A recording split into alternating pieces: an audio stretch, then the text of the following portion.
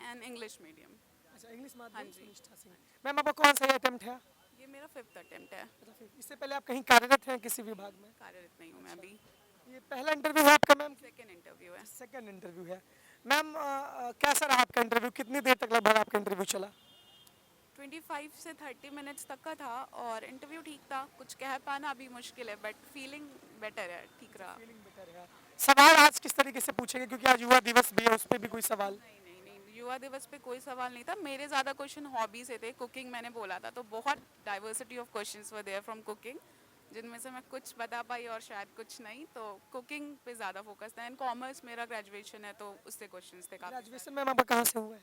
IT college Lucknow. IT college Lucknow से आपका हुआ है। मैम आपने इस तैयारी में कोचिंग की थी कि नहीं की थी? हाँ, कोचिंग मैंने इनिशियली ली थी। कहाँ से मैम?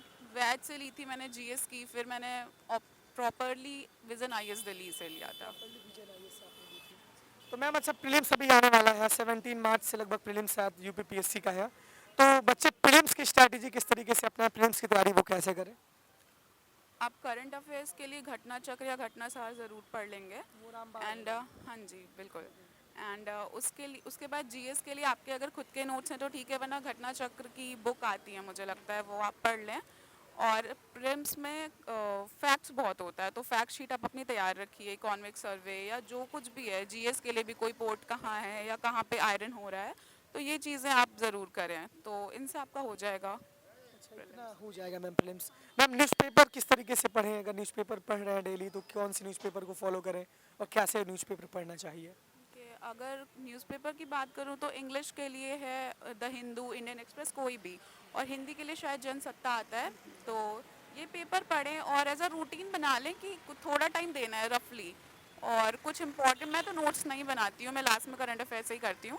तो आप ऐसे कर सकते हो कि आप अवेयर रहो। अगर आप न्यूज़पेपर पढ़ रहे हो तो आइडिया रहेगा ना कहाँ क्या हो रहा है। वो चीज़ कभी भी एलिमिनेशन में या कहीं भी यूज़ होती है, तो आप ये कर सकते हैं। अच्छा मैम, न्यूज़पेपर की नोट्स नहीं बनानी चाहिए, मतलब अगर बहुत इंपॉर्टेंट हो तभी कुछ ना कुछ टॉपिक को नोट करना चाहिए? बिल्कुल, क्योंकि जो भी चीज़ है लास्ट में आप मैगजीन्स करोगे तो उसमें आ ही जाएगा, तो ये डबल मेहनत, क्योंकि नोट्स बहुत बल्कि हो जाएंगे, फिर कितनी चीज़ें आप लिखोगे।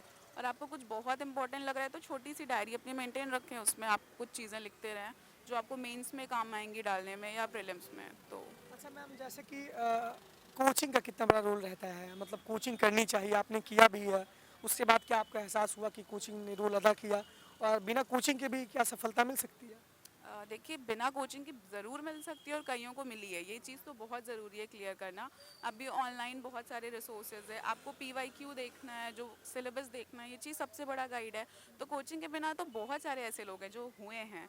तो कोचिंग कोई ऐसा नहीं है कि कोई रामबाड़ है, बट किसी ने करनी है, किसी को कुछ समझ नहीं आ रहा तो शुरुआत ज़रूर कोचिंग से करें। आपको एक आइडिया मिल जाएगा कि क्या क्या चीज़ें कैसे करनी है, तो कोचिंग कर सकते हैं। मैम जैसे आपका कॉमर्स बैकग्राउंड रहा है और कॉमर्स से फिर आप आर्ट्स में आई यूपीपीएससी और यूपीएससी के लिए, तो एनसीईआरटी आपने पढ़ी कितनी बार मैम पढ़ी आपने? 2-3 बार पढ़नी पड़ी मुझे, और अब तो वो फेज़ भी चला गया है, नोट्स हो चुके हैं। तो शुरुआत में जो कोई भी इस फील्ड में आ रहा है, उसे जो मेहनत है इन चीज़ों में, वो शुरुआत में है सबसे ज़्यादा। तो ज़रूर कर लें। एनसीईआरटी तो बेस है, चाहे वो यूपीएससी हो यूपीपीसीएस हो, आपका नॉलेज तो उसी से बेस बनेगा ना, तो ज़रूर करें। और 2-3 बार, क्योंकि आपको हर बार एनसीईआरटी में कुछ ऐसा मिलेगा ज़रूर जो आपको लगेगा कि वो पिछली बार नहीं पढ़ा था। तो वो ज़रूर करें इन चीज़ों को। एनसीईआरटी पढ़ने के साथ मैम ये होता है, पहली बार पढ़ते हैं हाईलाइटर लेके बैठते हैं, पूरा हाईलाइट कर डालते हैं, पूरा पेज ही सब उसमें इंपॉर्टेंट ही लगता है। तो मतलब किस तरीके से एनसीईआरटी मैम पढ़नी चाहिए? क्योंकि मैं ये गलती कर चुकी हूँ, मैंने भी पूरा पेज हाईलाइट किया है शुरू में। तो इसलिए आपको करना क्या है कि पहले कुछ मत करिए, बेस्ट आप पेंसिल लेके बैठिए। और किसी किसी की आदत होती है ना, वो बिना टिक किए नहीं पढ़ पाते, मैं उनमें से हूँ। तो थोड़ा थोड़ा टिक करते जाइए, और ताकि आप उसे रब भी कर लो। और फिर सेकंड थर्ड टाइम में जब आप पढ़ोगे तो आपको पता होगा कि हाँ, तब तक आप पीवाईक्यू भी देख चुके होगे, सिलेबस भी देख चुके होगे, आइडिया लग जाएगा कि क्या हाईलाइट करना है। मतलब मैम ने पूरा हाईलाइट ही कर दिया था, पूरा पेज ही आप हाईलाइट करते? शुरुआत में तो हुआ था, आई थिंक बहुतों के साथ होता है। तो शुरुआत में तो काफ़ी चीज़ें हाईलाइट करी थी मैंने। अच्छा मैम, जैसे एनसीईआरटी पढ़ने के साथ नोट्स भी बनाना चाहिए, जैसे इंग्लिश माध्यम के जो बच्चे हैं, जैसे अभी BA first year second year third year में है या अभी शुरुआत करें तैयारी की, तो नोट्स बनाना जरूरी है मैम एनसीईआरटी के साथ, कि अभी उसको जैसे पढ़ें ही मतलब? पहली रीडिंग में बिल्कुल पढ़िए, सेकंड में आपको थोड़ी बहुत समझ हो चुकी हो, आपने पीवाईक्यू सिलेबस देख के जान लिया हो, तो आप नोट्स बनाना शुरू कर सकते हैं। एंड थर्ड में तो प्रॉपरली ज़रूर बनाइए नोट्स ना, क्योंकि हमें रिवाइज भी करना होगा। वो पूरी बुक रिवाइज नहीं हो पाएगी, तो इंपॉर्टेंट टॉपिक्स जो आपने लिखे हुए हैं वो आप रिवाइज कर लेंगे।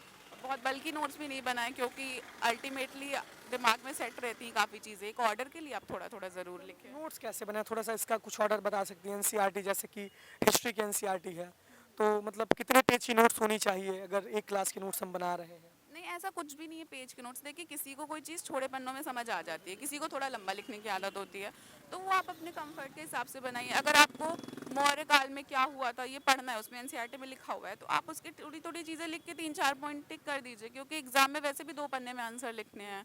तो बस ऐसे ही नोट्स बनाने हैं कि एक कीवर्ड आपने लिख लिया और आपको देख के याद आ जाएगा कि अच्छा ये हुआ था, यहाँ पे ये काम हुए थे। यही करना है आपको। मैम पेपर 5 और 6 इस बार जो है थोड़ा सा चेंज रहा था, यूपी ओरिएंटेड रहा था, तो इस पेपर का कंटेंट आपको कहाँ से मिला, आपने इसकी तैयारी कैसे की? जो भी चीज़ें मार्केट में अवेलेबल थी, जैसे टेस्ट वर्ड का था, यूपी स्पेशल, जीएस वर्ड का था, घटना चक्र भी थी, तो क्योंकि ये फर्स्ट टाइम था और मटेरियल इतना नहीं था, तो मैंने ऑनलाइन ऑफलाइन जो भी चीज़ें थी काफ़ी सर्च करी। एंड ये सही था कि नहीं वो तो तब पता चलेगा जब मेरे मार्क्स आते हैं, मुझे क्या हुआ, कितने मिले, मैं सेलेक्ट हुई नहीं, बट तब मैं ज़्यादा अच्छे से गाइड कर पाऊंगी। बट चूंकि फर्स्ट टाइम ऐड हुआ था, तो मैंने जितनी चीज़ें अवेलेबल थी कोशिश की थी मैं चीज़ें करूँ। बहुत ज़्यादा हौच पौच भी हो चुका था, बट करना ज़रूरी था। अच्छा मैम ये बताइए कि कितना घंटे पढ़ना चाहिए एक एस्पिरेंट को तैयारी के दौरान, मतलब आप कितना घंटे पढ़ती थी, आप अपना एक्सपीरियंस बताइए। सर देखिए, घंटे कोई फिक्स नहीं है। मैं आपको ऑनेस्टली बताऊँ तो कुछ लोगों को ना कुछ चीज़ें जल्दी समझ में आ जाती हैं, कुछ को वही चीज़ टाइम लगता है। तो पर फिर भी 8 घंटे तो कर ही लीजिए अगर आप फुल टाइम प्रिपरेशन कर रहे हो। और अगर आप पार्ट टाइम कर रहे हैं या कुछ जॉब कर रहे हैं, तो जितना भी आप दे पाएँ 4-5 घंटे, बिकॉज पूरा 1 ईयर का साइकिल है, बहुत टाइम है हर चीज़ के लिए, प्री मेंस इंटरव्यू। तो आप उस हिसाब से टाइम दीजिए, कुछ फिक्स मत रखिए, बर्डन मत लीजिए, आराम से करिए।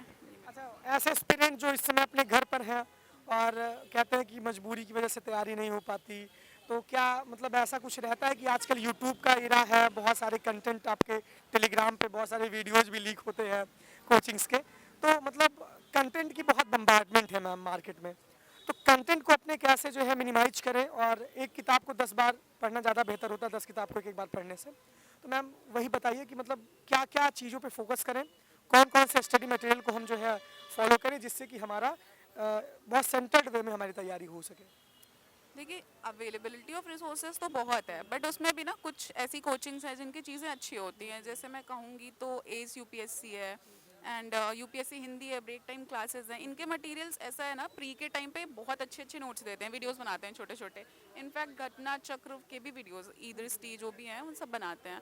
तो आप रिलेवेंट यूट्यूबर से फॉलो कर सकते हैं जो भी कोचिंग इंस्टीट्यूट्स हैं। एंड इवन इफ इन तीनों के अलावा भी बहुत सारे ऐसी जगह हैं जहाँ पे बहुत एक्यूरेट मटेरियल होता है, वो आपको देख के पता चल जाएगा। तो आप उससे बस पढ़ते रहें, इतना ज़्यादा इधर उधर नहीं भागे। एक चीज़ को 2 जगह से तो मैं करती हूँ कि एक सेम चीज़ को 2 जगह से तो मैं कर लेती हूँ, छोटी चीज़ हो तो। अगर जैसे बड़ी चीज़ है, अब हिस्ट्री है, तो मैं 3-4 जगह बिल्कुल नहीं जा सकती, बट करंट है, कोई डेटा है, तो मैं कर लेती हूँ। मेरे दिमाग में ज़्यादा घुसता है ऐसे, तो इस तरीके से मुझे करना पड़ता है। बट कई लोग एक जगह से भी करके कर लेते हैं, बट ये बहुत ज़्यादा चलता है ना कि 10 चीज़ करो एक जगह से, बट मुझे ना 2 चीज़, बड़ी चीज़ों में मैं एक करूँगी, बट अगर छोटी छोटे हाँ तो वो ज़्यादा चले। मैम इस सफलता की जर्नी में मतलब अभी तो सफल आप हो ही जाएंगी, हो मतलब किसका बहुत बड़ा रोल रहा है?